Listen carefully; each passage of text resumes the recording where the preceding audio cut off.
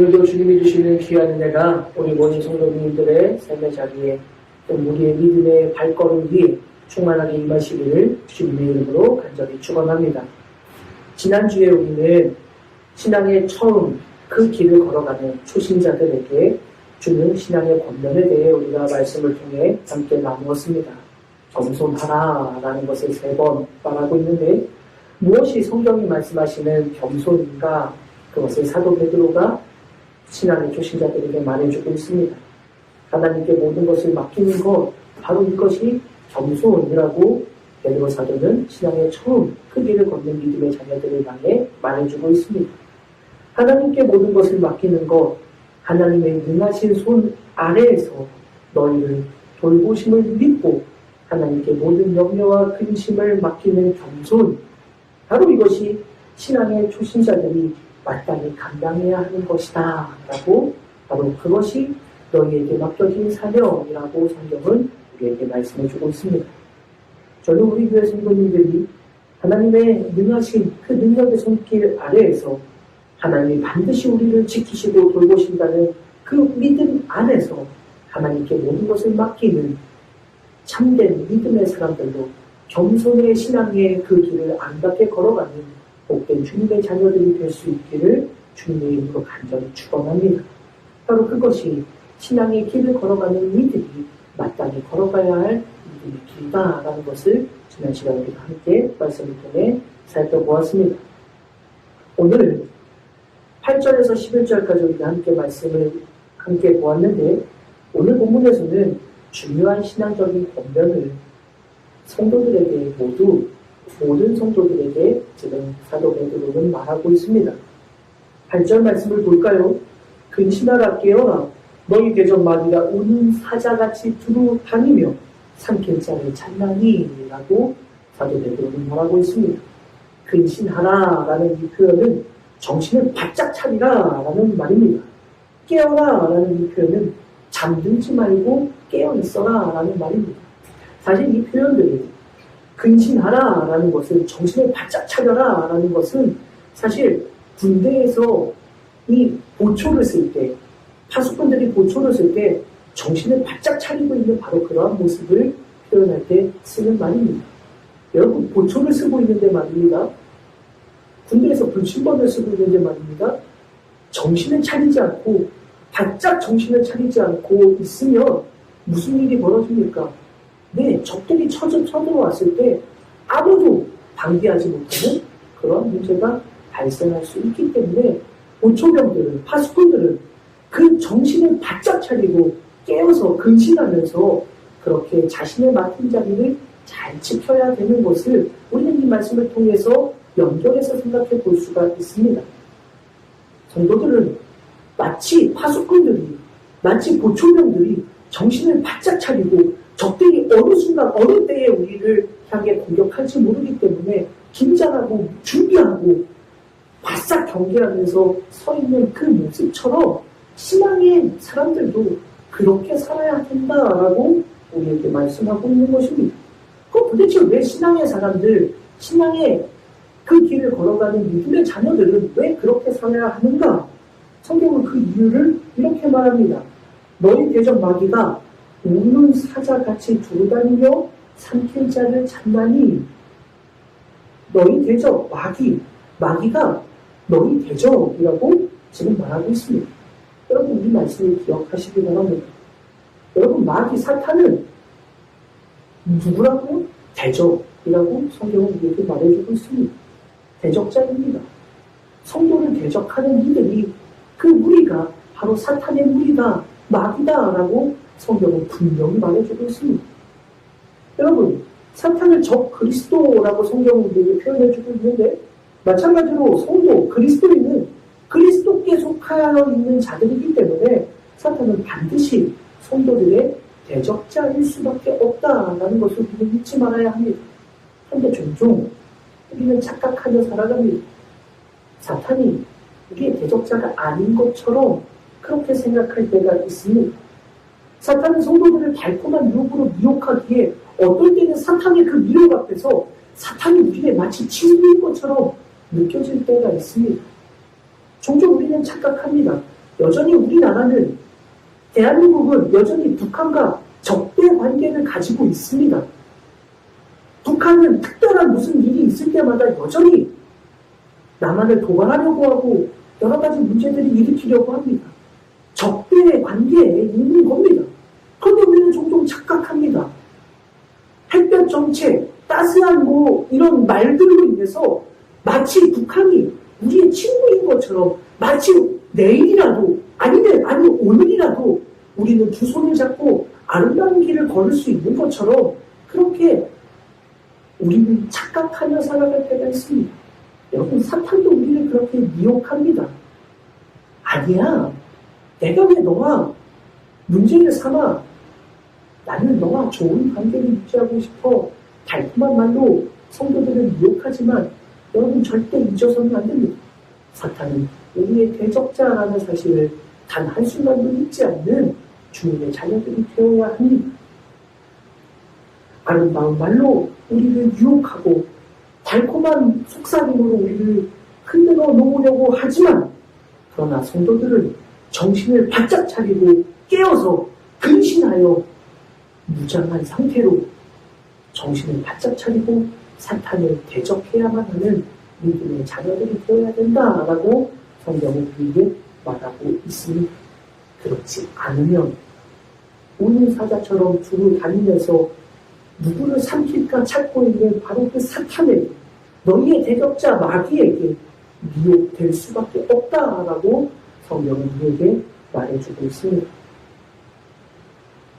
성도들을 향해 다가오는 이 사탄의 달콤한 속삭임 앞에 조금도 흔들리지 않도록 근신하고 깨어있는 믿음의 자녀들, 이 조은교회 모든 성도들이 그렇게 깨어있는 성도들로 살아가는 복된 주님의 자녀들이 되시기를 간절히 소원합니다. 그러면 여러분, 성경은 우리를 향해서 대적하라, 너희의 대적자인 이 마귀를 대적해야 된다라고 말하고 있어요. 9절의 말씀에 너희는 그를 대적하라 라고 말하고 있지 않습니까? 그런데 도대체 무엇으로, 어떻게 사탄을, 마귀를 대적할 수 있는가? 9절에서 성경은 이렇게 말하고 있습니다. 너희는 믿음을 어떻게 해서 굳건하게 하여 그를 대적하라 라고 말하고 있습니다. 그리고 사탄은 우리의 대적자이기 때문에 반드시 대적해야 됩니다. 근신하고 깨어서 우리에게 미혹하는 그 사탄을 대적해야 합니다. 그런데 무엇으로 대적하느냐? 너희의 믿음을 굳건하게 해야 그를 대적할 수 있다라고 성경은 말해주고 있는 것입니다. 여러분, 기억하시기 바랍니다. 우리의 대적자인 마귀 사탄은 어떻게 대적할 수 있습니까? 우리의 믿음을 굳건하게 해야만 마귀를 대적할 수 있다라고 성경은 말하고 있습니다. 굳게 하다라는 이 표현을 또 우리는 주목해 봐야 합니다. 굳게 하다라는 이 말은 흔들리지 않는 반석과 같은 단단함을 말할 때 쓰는 단어입니다. 여러분, 흔들리지 않는 반석과 같은 담대함, 지금 성경은 이렇게 너희의 믿음을 그렇게 해야만 한다라고 말하고 있는데 도대체 성경은 왜 그렇게 말하고 있을까? 왜 그렇게 말씀할까요? 이는 성경의 말씀은 이렇게 말하고 있습니다. 9절에 이는 세상에 있는 너희 누구? 형제들도 어떻게 된다고요? 동일한 고난을 당하는 줄 알리라. 자, 너희의 믿음을 굳건하게 한다. 흔들림 없는 반석과 같이 견고하게 단단하게 해야만 마귀를 대적할 수 있어 라고 말하고 있는데 그 이유를 지금 왜 이 이야기를 하고 있느냐? 왜냐하면 이라는 이유예요. 이유가 있어요. 그렇게 말하는 이유가 무엇이라고요? 세상에 있는 너희 형제들도 동일한 고난을 당하고 있기 때문이야 라고 성경은 우리에게 말해주고 있는 겁니다. 사랑하는 여러분, 사탄은 다른 것으로 대적할 수 있는 것이 아닙니다. 오직 단 한 가지, 우리의 믿음이 흔들리지 않아야만, 견고하게 되어야만, 반석처럼 단단하게 요동하지 않아야만 사탄을 대적할 수 있습니다. 마귀는 그래야만 대적할 수 있습니다. 근데 이 이야기를 왜 하느냐? 지금 우리가 그렇게 되기 어려운 상황에 놓여있기 때문이라는 겁니다. 왜요? 세상에 있는 모든 형제들도 동일한 고난을 당하고 있기 때문에 라고 지금 말하고 있는 겁니다. 자, 이 이야기가 중요합니다. 그런데 이 이야기를 하기 이전에 베드로가 왜 도대체, 베드로 사도가 왜 이야기를 하고 있는가를 또 주목해 봐야 합니다. 왜 너희는 견고하게 서 있어야 하는가? 흔들리지 말고 서 있어야 되는가? 왜요? 사탄이 미혹하기 때문에. 그런데 왜 사탄은 지금 성도들을 미혹하고 있습니까? 왜? 무엇 때문에 성도들을 미혹합니까? 성도들을 구원의 길에서 넘어뜨리게 하기 위해서 사탄은 지금 성도들을 미혹하고 교묘하게 속이고 있는 겁니다.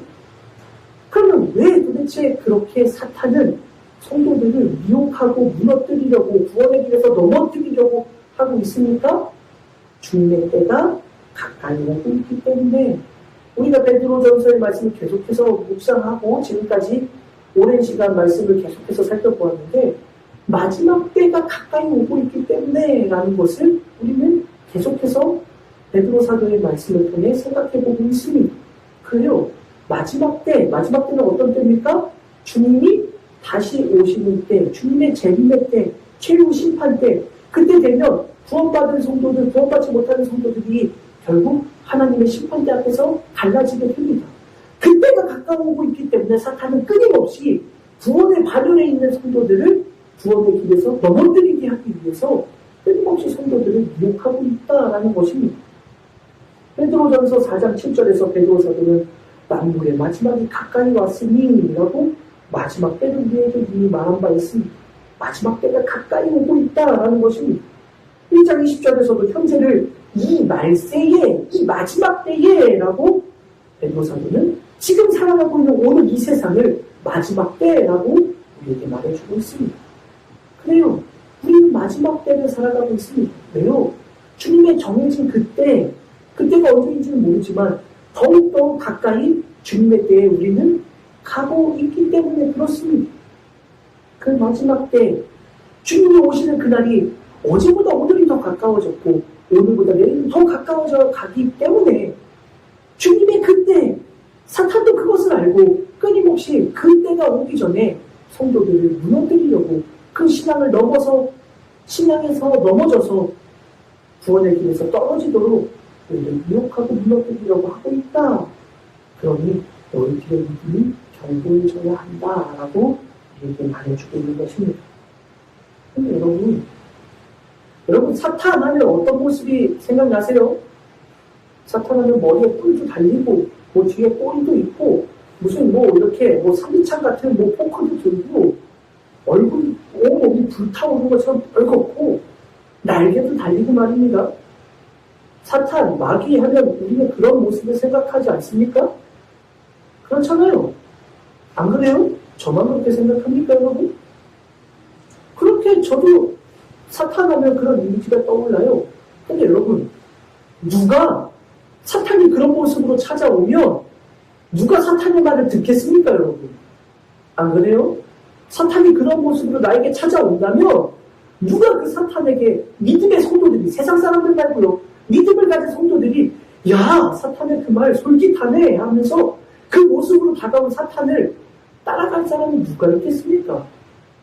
그렇지 않습니까? 아무리 좋은 거 준다 그래도 사탄이 그렇게 그 모습으로 찾아온다면 거기 따라갈 성도들 아마 없을 겁니다. 그런데 왜? 도대체 어떤 성도들이 그 미혹되는 우는사자처럼 두루 다니면서 삼킬 자를 찾아서 결국 삼켜지게 되는 성도들이 있다는 것인데 그러면 그 성도들은 도대체 왜 사탄에게 미혹될까요? 자, 이게 중요한 거예요. 사탄은 자신의 모습으로 우리에게 찾아오는 게 아닙니다. 사탄은 뿔 달린 모습으로 불타는 그런 빨간 몸으로 돼 있는 그런 모습으로 날개 달린 모습으로 꼬리가 달린 모습으로 우리에게 찾아오는 게 아닙니다. 때로는 사람의 모습으로 때로는 어떤 형상으로 문화로 시대에 따라 여러 가지 다양한 모습들로 사탄은 성도들을 미혹합니다.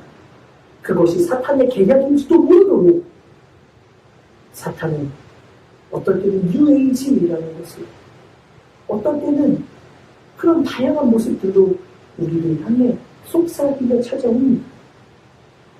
어쩌면요, 오늘날 사탄은 눈에 보이지도 않는 작은 바이러스, 너무나도 작은 그 바이러스의 모습으로, 그리고 그 바이러스를 바라보는 저마다 말하는 세상의 목소리들로 우리에게 찾아오고 있지는 않을까요?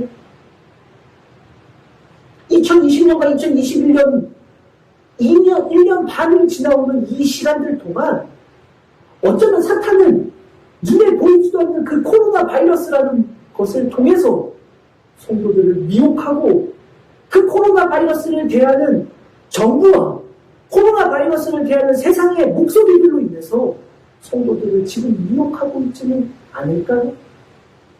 어떠할 때는 문화라는 코드를 가지고, 어떨 때는 세상의 놀라운 현상들을 가지고 우리를 미혹하는 사탄은 어쩌면 오늘은 그런 모습으로 우리의 믿음을 무너뜨리려고, 구원의 길에서 떨어지게 하려고 우리를 향해 찾아오고 있지는 않을까?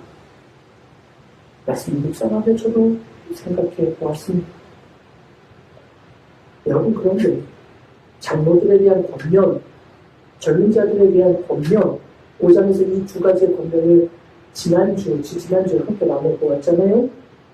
그런데 그 말씀, 권면을 한 이후에 이 이야기를 성경은 왜 모든 성도들에게 지금 하고 있을까라는 것을 우리는 생각해 보아야 됩니다.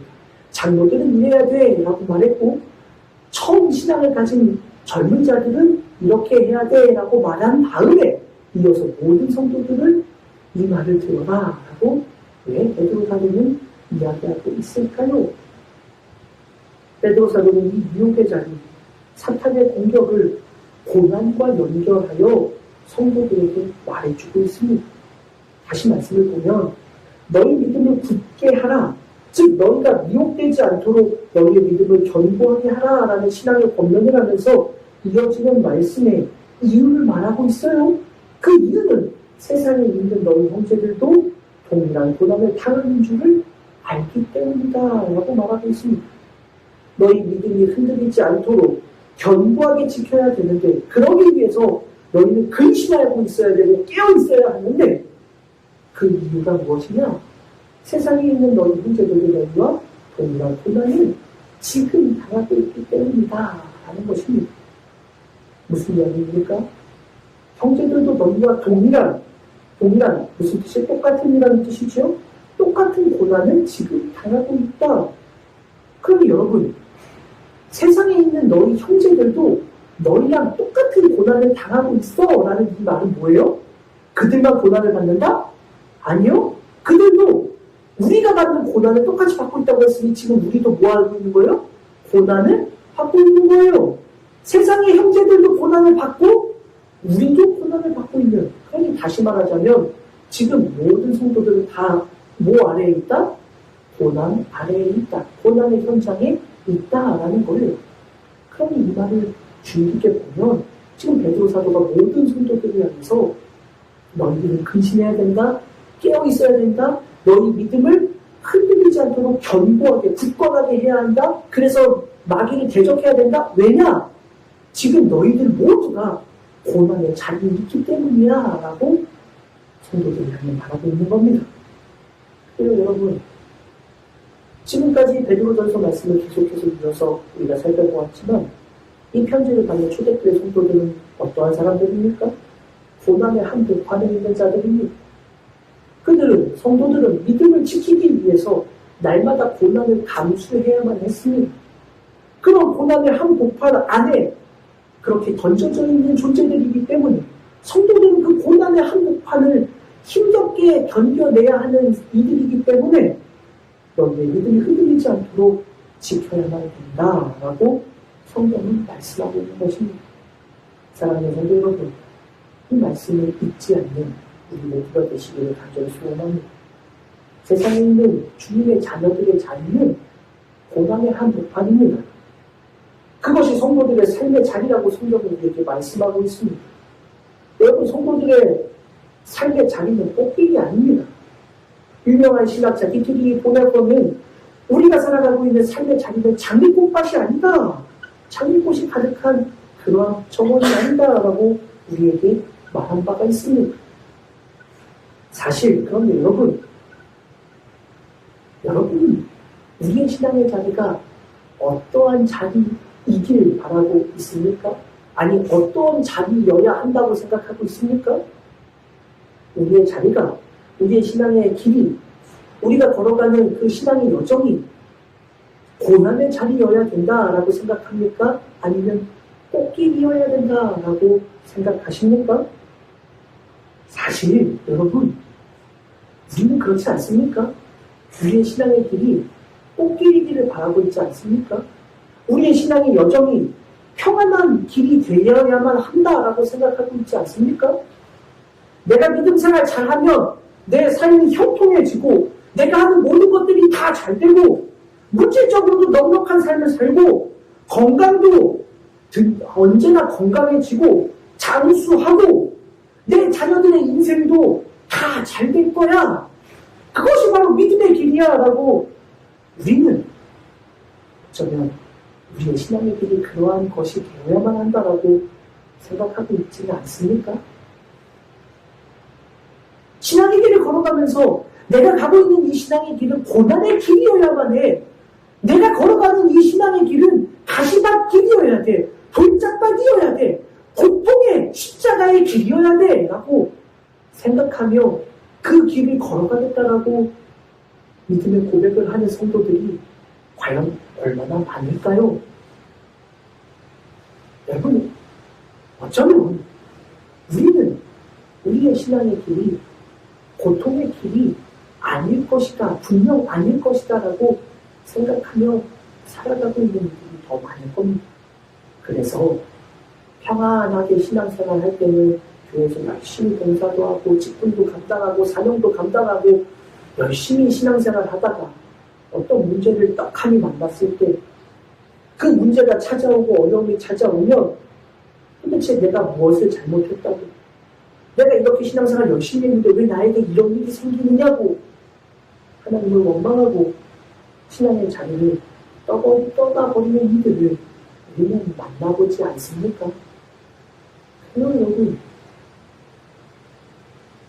우리는 신앙의 길이, 성경이 아무리 우리에게 신앙의 길은 고난의 길이다, 또 우리가 살펴본 것처럼 너희가 고난을 당하는 것이 하나님의 뜻일진데 라고 말하여도 여전히 우리의 삶 속에서, 우리의 신앙의 그런 고백 속에서 우리의 신앙의 길은 평안해지기를 바라고 풍요로워지기를 바라고 모든 것이 만족스러운 삶이 되기를 바라지, 고난의 길이 나에게 맡겨주신 주님의 길이다라고 고백하며 살아가는 그러한 성도들은 아마 그리 많지 않을 겁니다. 사랑하는 여러분, 그런데 성도들의 길은 바로 이렇다라고 이야기해주고 있습니다. 그러니 너희들 모든 성도들이 지금 고난의 자리에 있으니 정신을 바짝 차리고 있지 않으면 너희 믿음을 든든한 반석과 같이 흔들리지 않는, 노동하지 않는 반석과 같이 견고하게 하고 있지 않으면, 굳건하게 하고 있지 않으면 너는 대적 마귀의 미혹에 대적할 수 없다라고 지금 성경은 우리에게 말해주고 있는 겁니다. 베드로 사도는 바로 그 이야기, 신앙의 권면을 우리에게 해주고 있습니다. 오늘 이 말씀을 주님의 말씀과 연결해보면 주님은 십자가에 달리시기 이전에 이미 제자들에게 이렇게 말씀하신 적이 있습니다. 마지막 때가 되면 거짓 그리스도들과 거짓 선지자들이 일어나 큰 표적과 기사를 보여, 이게 중요한 이야기, 할 수만 있으면 택하신 자들을 미혹할 것이다 라고 마태복음, 마가복음의 성경에는 그렇게 중요한 말씀이 기록되어 있습니다. 마지막 때에는 그리스도가 여기 있다 혹은 저기 있다고 말하는 거짓이 난무할 것이다 라고 말씀합니다.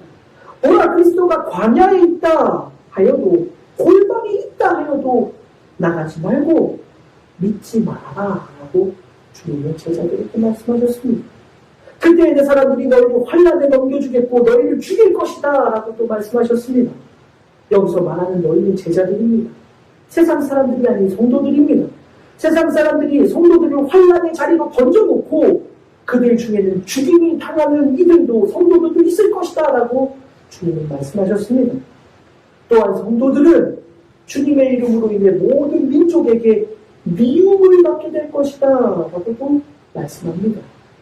마지막 때가 되면 사탄은 성도들의 신앙을 무너뜨리려고 미혹하는데 그 미혹을 예수님은 사람의 미혹, 즉 사람을 통해 오는 미혹이다 라고 말해주고 있습니다. 저는 이 말씀을 보며 이 말씀을 묵상하며 생각해 보았습니다. 여러분, 우리는 그런 이야기들을 많이 하잖아요. 종종 하나님은 사람을 통해 일하신다. 맞아요. 하나님은 오늘도 한 사람 한 사람 하나님의 일꾼들을 통해 하나님의 놀라운 역사들을 이루어내십니다. 오늘도 여전히 이름도 없이 빛도 없이 하나님의 거룩한 부르심 앞에 순종해서 하나님 앞에 충성되게 나아가는 하나님의 일꾼들을 통해 하나님은 여전히 일하고 계시고 하나님의 놀라운 역사를 이루어내십니다. 그러나 여러분, 사탄은 말입니다. 또 그러한 사람들을 미혹해서 성도들을 무너뜨리려고 합니다. 그럼 여러분, 사람이 어디에 쓰임을 받느냐에 따라 사람의 가치는 달라지는 겁니다. 그런데 문제는 그 사람의 미혹이라고 주님이 말씀하신 그들이 도대체 누구인가를 우리는 주목해 봐야 합니다. 너희가 사람의 미혹을 받지 않도록 주의하라. 주님이 분명히 하신 말씀입니다. 그런데 이어지는 말씀을 보면 충격적인 말씀이 있어요.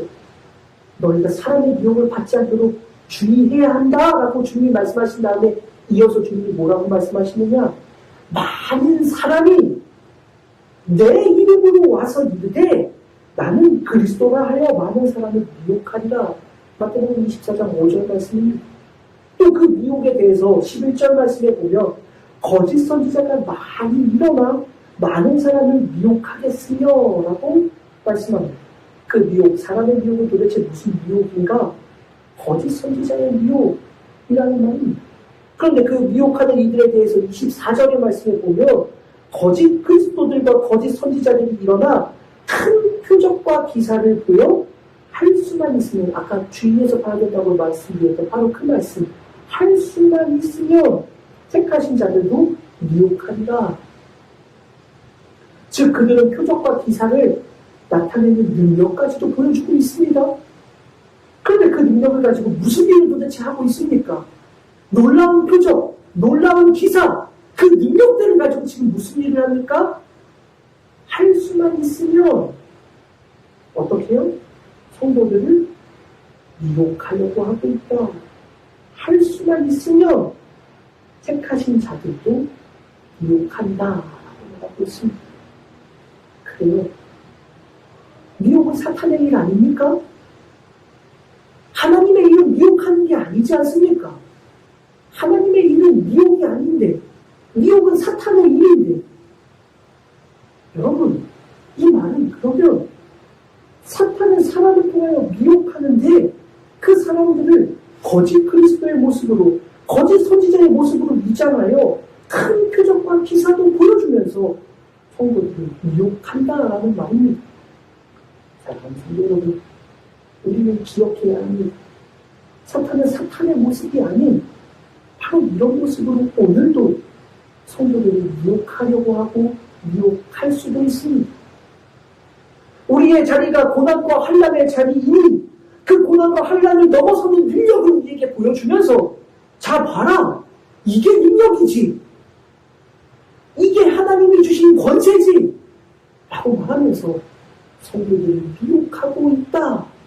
그렇게 미혹하는 이들이 있을 것이다 라고 성경은 우리에게, 주님은 우리에게 말씀해 주고 있는 것입니다. 사랑하는 성도 여러분, 베드로전서의 말씀에서 아까도 말했던 것처럼 고난을 당하는 것이 하나님의 뜻이다라고 말했지만, 아니 그 이전에 예수님은 내 이름 때문에 성도들인 너희들은 미움을 받게 될 것이다 라고 이미 주님은 말씀하셨지만, 그것이 성도들의 삶의 자리다라고 말씀하셨지만, 그러나 사탄은 그 고난의 한복판에서 능력을 보여주며 미혹합니다. 권능의 자리를 보여주면서 그 고난 너희의 자리가 아니야 라고 말하면서 성도들의 신앙의 자리를 미혹하고 있다라고 우리에게 말씀하고 있습니다. 사랑하는 여러분, 그러니 정신을 바짝 차리고 근신하고 깨어있지 않으면 우리의 믿음이 흔들리게 될 것이다. 그래서 사탄을 대적하지 못한다라고 성경은 우리에게 말해주고 있는 겁니다. 정신을 바짝 차려야 됩니다. 근신해야 합니다. 깨어있어야 합니다. 그렇지 않으면 사탄은 우리에게 이러한 능력을 보여주며 우리에게 말하는 겁니다. 미혹하는 겁니다. 그러면 우리는 그 미혹 앞에서 우리의 믿음이 견고하게 흔들리지 않고 세워져 있지 않다면 우리는 그 대적, 사탄을 대적하지 못하고 오히려 그 미혹에 넘어져서 할 수만 있으면 성도들도 구원받은 이들도 택하신 이들도 넘어뜨리려고 하는 그 사탄의 공격 앞에 속절없이 넘어질 수밖에 없는 그러한 자들이 되고 난다. 여러분 기억하십시오. 사랑하는 성도 여러분, 잊지 않는 믿음의 자녀들이 되기를 바랍니다. 지금 우리의 자리는 고난의 자리입니다. 고난을 당하는 자리, 바로 그것이 성도들의 신앙의 자리입니다. 그것이 하나님의 뜻입니다. 예수 그리스도의 이름 때문에 세상에 고난을 당하는 것이 그리스도인의 삶에 마땅한 자리다라고 주님은 말씀하셨습니다. 그것을 거부하는 것은 성도의 삶이 결단코 아니다라고 말합니다. 자, 그러면 고난의 자리로 우리의 인생이 끝나는 것이, 우리의 인생이 넘어지는 것이, 결국 그 고난의 자리에서 허덕이는 것이 성도들의 그런 삶의 전부인가? 아니요. 고난으로 끝나는 것이 아닙니다. 비록 고난을 당하지만 주님은 말씀하셨습니다. 마태복음 24장 13절, 그러나 끝까지 견디는 자는 구원을 받으리라. 성경은 우리에게 분명히 말씀을 주고 있습니다. 주님은 너희가 고난을 받아 그 중에 어떤 이들은 죽게도 돼. 그리고 너희들은 세상의 미움을 받아 내 이름 때문에 그것이 성도들의 삶의 자리야. 그러나 지금 너희가 고난을 받지만 끝까지 견디는 자는 무엇을 얻는다고요? 구원을 얻는다. 그렇게 끝나는 게 아니야. 구원이 있어 라고 주님이 말씀하는 겁니다. 베드로 사도도 우리에게 말했잖아요. 믿음의 마지막 장면은 무엇이다? 우리의 영혼의 구원이다. 사랑하는 성도 여러분, 믿음의 마지막은 우리의 영혼의 구원에 있다라고 분명히 말하고 있지 않습니까? 그래서 성도들의 고난도 하나님의 뜻이기에 그 고난도 기쁨으로 견뎌내면 너희에게 분명한 믿음의 마지막 그 선물이 너희에게 예비되어 있다. 하나님의 그 재림 때에 주님이 다시 오시는 그날에 너희에게 칭찬과 영광과 존귀를 얻게 할 것이다 라고 성경은 우리에게 분명히 말씀해주고 있지 않습니까? 그래요. 여러분, 그러니 흔들리지 않는 굳건한 믿음으로 견고하게 견뎌야만 합니다.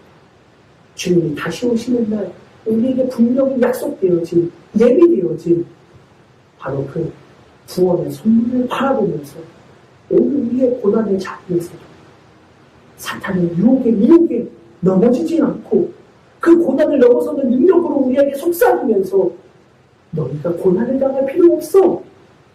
축복의 길로 나아가자. 이 세상에서 평안해야지. 그것이 믿음의 길이야 라고 우리를 미혹하는 사탄의 미혹 앞에서 넘어지지 아니하고 끝까지 견디면 하나님이 주실 그 구원의 선물이 우리에게 예비되어져 있음을 믿는 믿음 아니에요.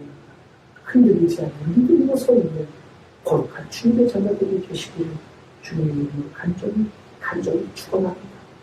말씀을 정리합니다.